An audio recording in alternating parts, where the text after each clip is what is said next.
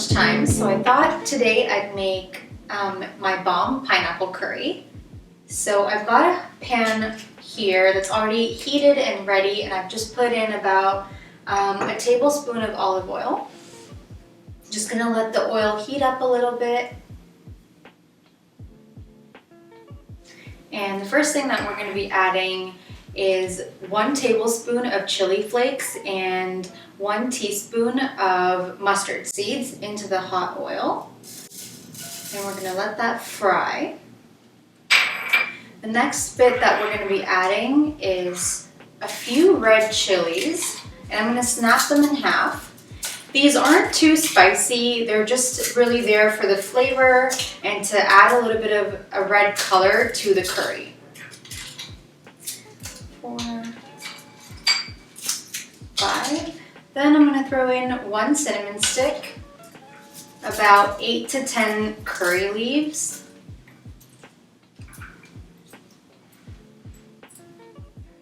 and then I'm going to grate in about an inch cube of ginger.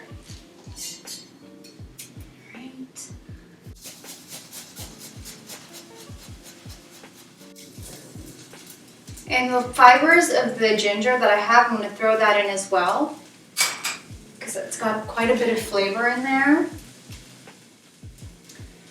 And then to this mixture, I'm going to throw in 2 green chilies and 1 medium-sized onion that I've chopped up extremely finely.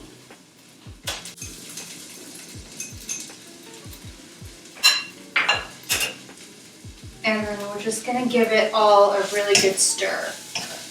So this entire mixture we've created in the pan, you wanna fry it on high heat for about, I'd say, 3 to 5 minutes. You just wanna allow the onions to absorb all the flavors and kind of get to a goldeny color. All right, so while my onions are frying up, I'm gonna walk you through a little spice mixture that I've created here. So in this bowl, I've got 1/4 of a teaspoon of granulated sugar.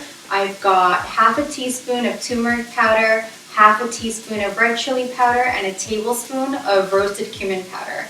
I'm just gonna add that in at this point and allow the spices to fry and cook with the onions. Now that my onions are cooked to the point that I want them to be cooked at, I'm gonna add in my chopped pineapple. I've got them in sort of large chunks here. You can definitely cut them smaller if you like. I personally just prefer a bigger bite size. I'm just gonna add that in. And then mix extremely well.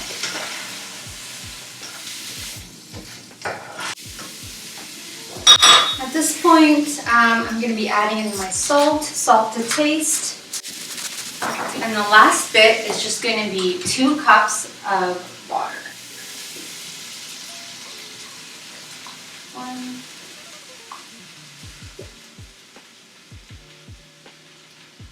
And 2.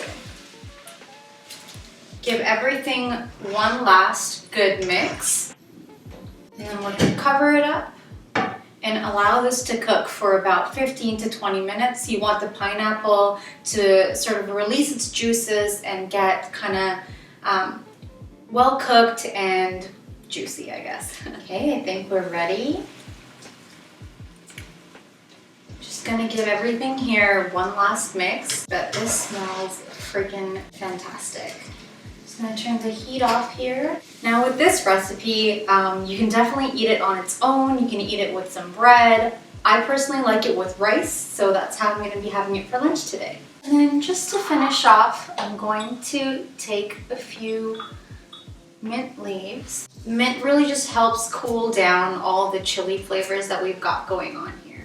All right, voila, enjoy.